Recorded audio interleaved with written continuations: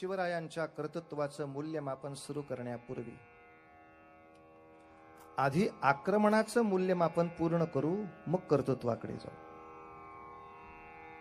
कारण आतापर्यंत भारतवर्षामध्ये ज्या ज्या म्हणून स्वाऱ्या झाल्या त्या स्वाऱ्या परतवून लावण्यासाठी प्रत्येक वेळेला भारतीय वीरांनी जो काही अट्टहास केला, पण या सर्वांपेक्षा शिवरायांचं महत्व वेगळं ठरतं. याचं कारण सांगतो. अगदी भारताचा प्राप्त इतिहास जो आहे, माहितीतला जो प्राप्त इतिहास आहे, तो साधारणतः सिकंदराच्या स्वारीपासून सुरू होतो. अलेक्झांडरच्या स्वारीपासून भारताला बचाव करणारे चाणक्य चंद्रगुप्त, त्याच्यानंतर शकांची, हुणांची, कुशाणांची जी जी काही अनेक आक्रमणं झाली त्याला थोपवणारे कोणी यशोधर्मा, कोणी विक्रमादित्य, या सर्वांच्या कर्तृत्वाला तितकाच मोठा नमस्कार करताना एक लक्षात ठेवायला हवं की आतापर्यंतचं आक्रमण हे बहुतांशी राजकीय आक्रमण, सत्ता मिळवण्यासाठी झालेलं आक्रमण, राज्य मिळवण्यापुरतं झालेलं आक्रमण. त्यामुळे फारशी धर्मामध्ये ढवळाढवळ कोणी कोणाच्या केली नाही. कोणाच्या धार्मिक आचार विचारांवर फारशी कुठेही गदा आली नाही. पण साधारणतः इसवी सनाच्या 711 नंतर भारतामध्ये आलेल्या आक्रमणाचा मूळ उद्देश नुसतं राज्य वाढवणं नव्हे, तर आपल्या ध्वजाखाली सर्व विश्वाला आणणं हे एक धार्मिक कर्तव्य लक्षामध्ये घेऊन आपल्यावरती स्वारी झाली. अर्थात तेच ध्येय घेऊन यवनांची प्रत्येकच राष्ट्रावर स्वारी झाली. कोणत्याही देशावरती आक्रमण करताना फक्त सत्ता हा महत्वाचा विषय नव्हता. ती भूमी आपल्या धर्माच्या अधिपत्याखाली राहण्यासाठी वाटेल त्या अत्याचाराचे कळस करणं असल्या महाक्रूर गोष्टींनी 711 पासूनचा भारतवर्षाचा इतिहास भयानक दिसतो आहे.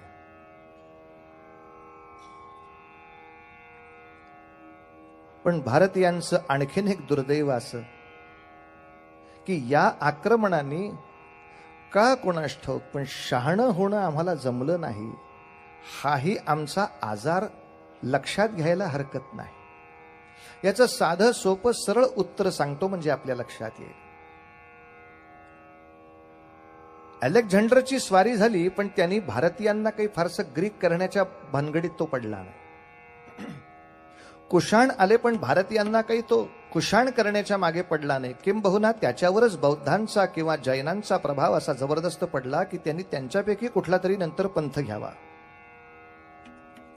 परिणामतः पुढच्या कालखंडामध्ये मोहम्मद बिन कासिमची जी 711 भारतावर पहिली प्रचंड मोठी सिंधच्या बाजूने स्वारी झाली, याच्यानंतर पहिला बाटवा बाटवीचा जो हैदोस उसळला.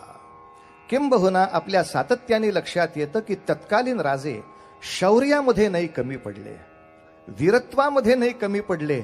भारताला पहिली किळस आली ती क्रौर्याची. कारण हे युद्ध सैनिकांपुरतं राहत नव्हतं. नागरिकांची सरसकट कत्ले आम करत सुटावं. समाजामध्ये समोर दिसतील नसतील तेवढ्या मुलखातली जनावरं बेचिराग करावी, शेती बेचिराग करावी, मालमत्ता बेचिराग कराव्यात, देवळं वाटेल तशी पडावी, त्यातल्या मूर्तींचं अत्यंत पावित्र्य भंजन करावं. या सगळ्या क्रूरतेला माणसं विटली. नको बाबा ताप. पण अशा रीतीनं आपली संख्या थडाथड परधर्मामध्ये जाते म्हटल्यावर किमान तत्कालीन धर्माचार्यांनी पटकन एकत्र येऊन जर एक निर्णय केला असता की अशा रीतीनं आपली संख्या भरा भरा भरा निघून जाणं, याच्यात आपली फार मोठी हानी आहे,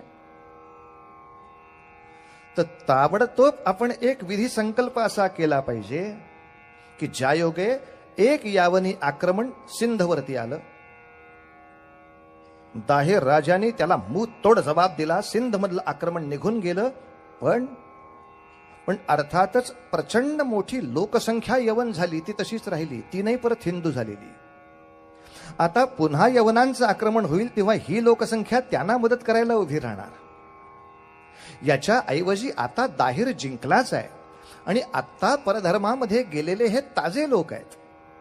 या क्षणाला जर दाहिर राजाने पटकन जाहीर केलं की ज्यांना ज्यांना भीतीमुळे धर्म सोडावा लागला आणि ज्यांना ज्यांना आपणहून पुन्हा धर्मात यायची इच्छा आहे त्यांच्यासाठी ताबडतोब आपल्याला सोय आहे, अमुक कुंड आहेत, या ठिकाणी भरा भरा भरा आंघोळी करा, या ठिकाणी उभे राहा, कपाळी भस्म लावा, पटापटा आपली पुन्हा हिंदू नावं घेऊन घरी चला.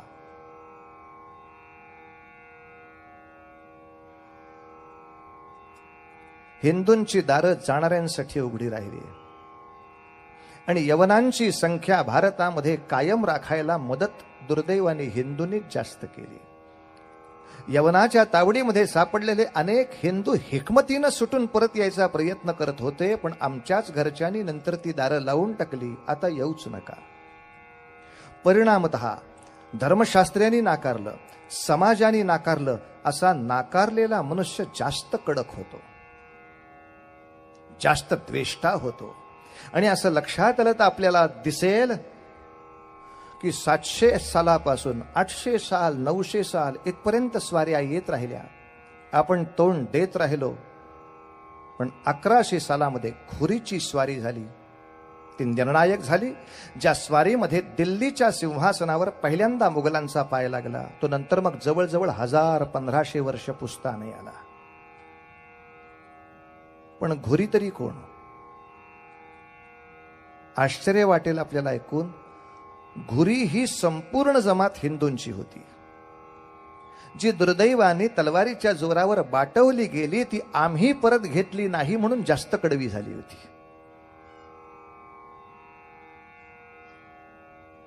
जसं शिंप्यांच्या भाषेत एखाद्या कपड्याला रंग टिकेलच असं नसतं, पण त्या कपड्याचा रंग दुसऱ्या कपड्याला लागला की तो जात नाही.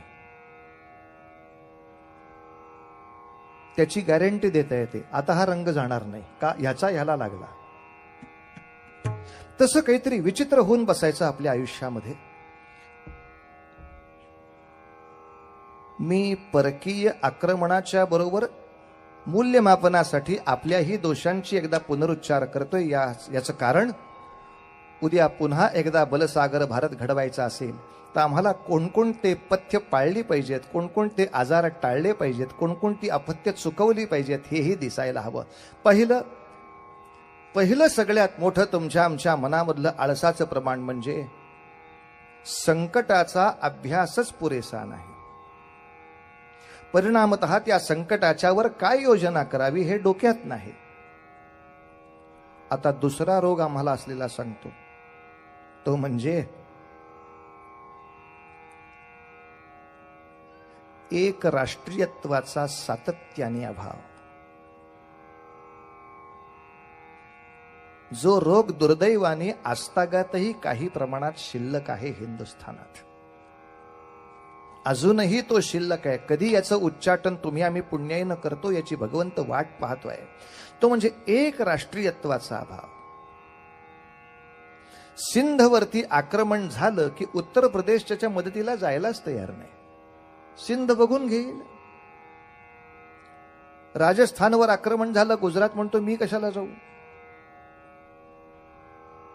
पंजाबवरती आक्रमण झालं, बंगाल म्हणतो मी कशाला जाऊ.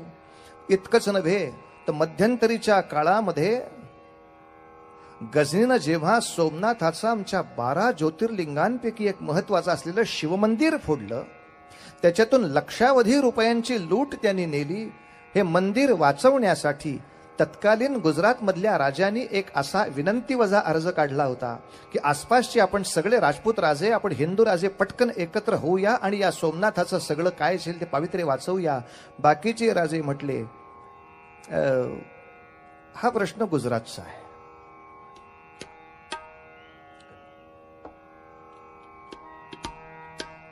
पण सोरटी सोमनाथावरती झालेलं आक्रमण हे हिंदूंच्या 12 ज्योतिर्लिंगांपैकी झालंय. मग भले माझा गुजरातचा प्रेम संबंध असो नसो, सोमनाथासाठी आपण सगळे एकत्र जाऊ. हा एक राष्ट्रीयत्वाचा सातत्याने अभाव. सातत्याने पृथ्वीराजाचं सुद्धा राज्य गेलं ते घोरीच्या पराक्रमामुळे नव्हे. घोरीच्या पराक्रमामुळे नव्हे तर इतिहास सांगतो मोहम्मद घोरीनं जवळजवळ 10 वेळा स्वारी केली होती दिल्लीवरती, पण पृथ्वीराजांनी त्याला असा काही जबाब दिला की मोहम्मदाला जागेवर उभं नाही राहता आलं. या पृथ्वीराजाच्या पराक्रमामुळे एक जयचंदाची कन्या त्याच्यावर भाळली. तिनं आपल्या वडिलांच्या विरोधामध्ये जाऊन पृथ्वीराजाशी जाऊन विवाह केला आणि सासरा इतका बिथरला की आता माझा अपमान भरून काढण्यासाठी सगळ्या देशाला वेठीला लावीन. नाही या पृथ्वीराजाचं तळपटण वाटोळं केलं तर माझं नाव सुद्धा जयचंद राठोड नाही. पण दुर्दैवाने ह्या कोणाच माणसाला धर्मशिक्षण नव्हतं का काय देव जाणे, की या आपल्या मूर्खपणासाठी तुला पृथ्वीराजाला शासन करताना देशाची काय अवस्था होईल विचार करायची नाही करे गरज. देशाचं काय होईल विचार करायची नाही करे तुला गरज.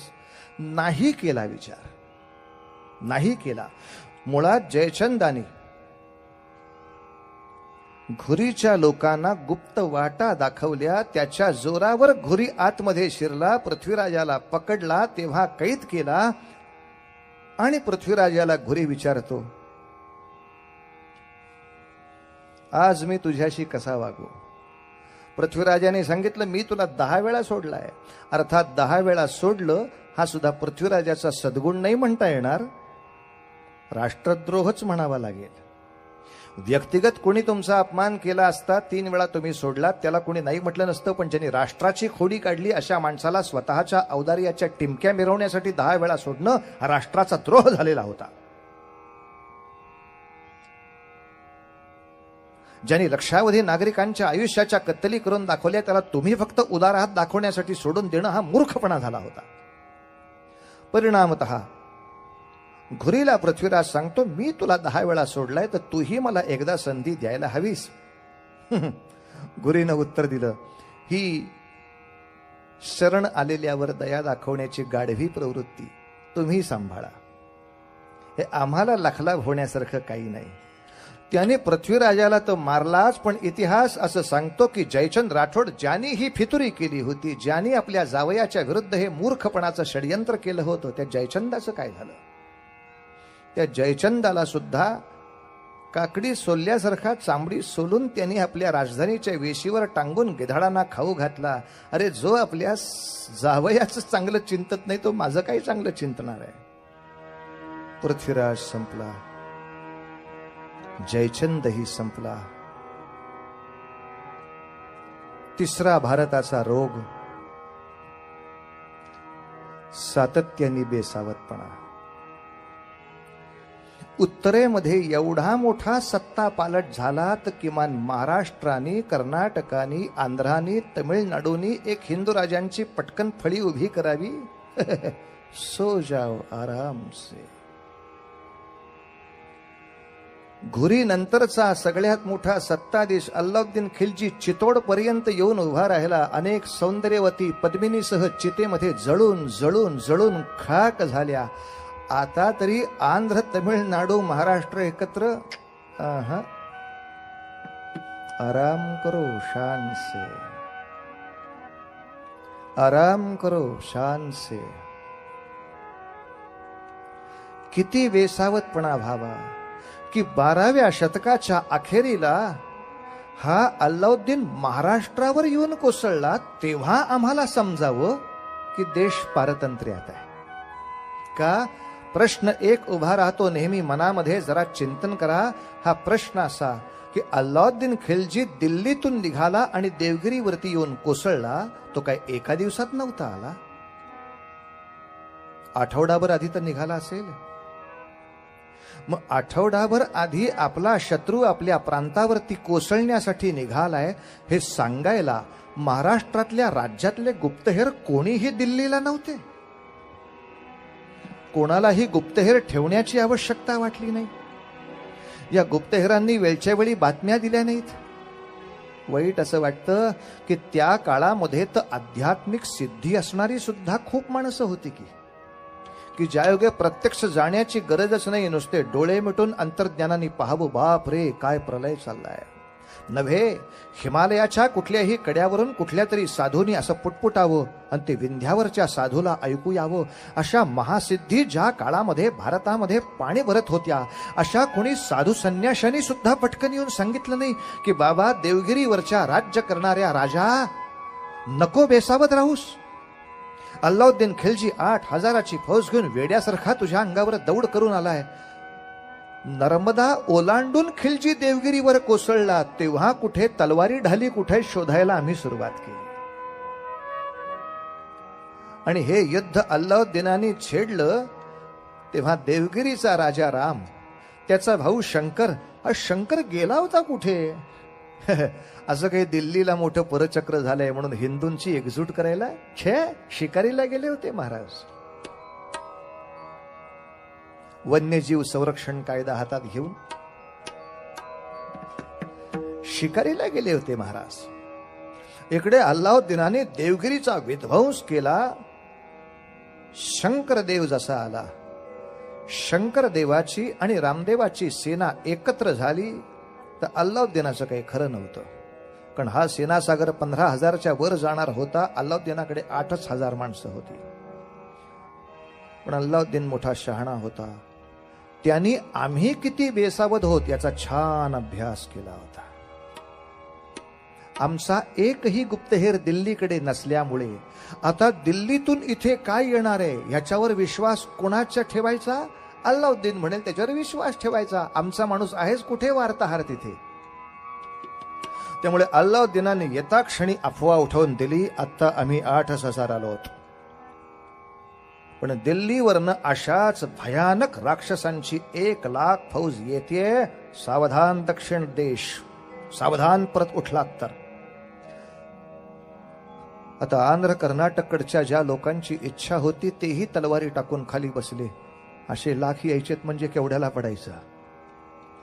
एका बाजूला देवगिरीला शंकरदेवानी आणि रामदेवानी एकत्र येऊन संग्राम उभा केला. अल्लाउद्दीनाची फक्त 7,000 फौज लढत होती. 1,000 फौज राखीव त्यांनी बाजूला ठेवून दिली.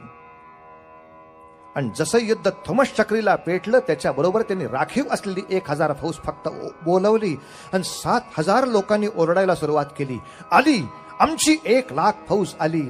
आणि केवळ अफवेच्या जोरावर युद्ध अल्लाउद्दीनाच्या हातात गेलं.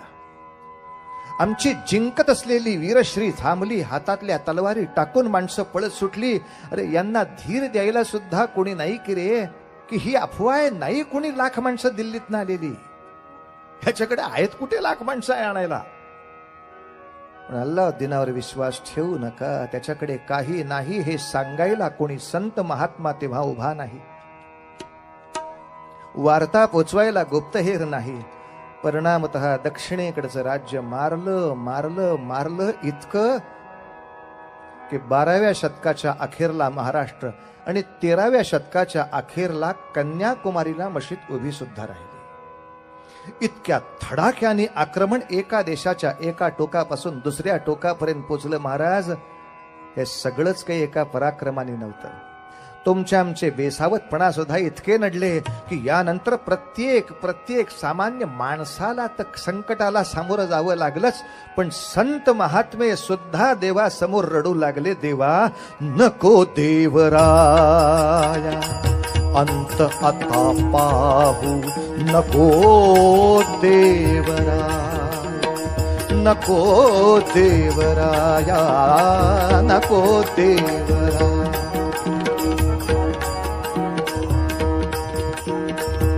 अंत आता पाहू, प्राण हा सर्वथा जाऊ पाहे, नको देवराया. अंत आता पाहू, नको देवराया.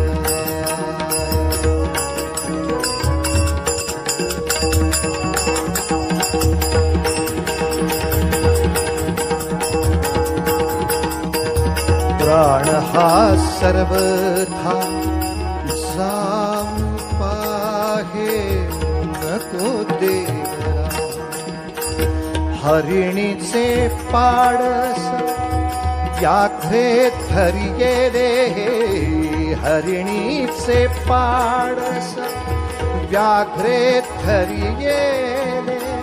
मज लागी चाहले तैसे नको देवराया.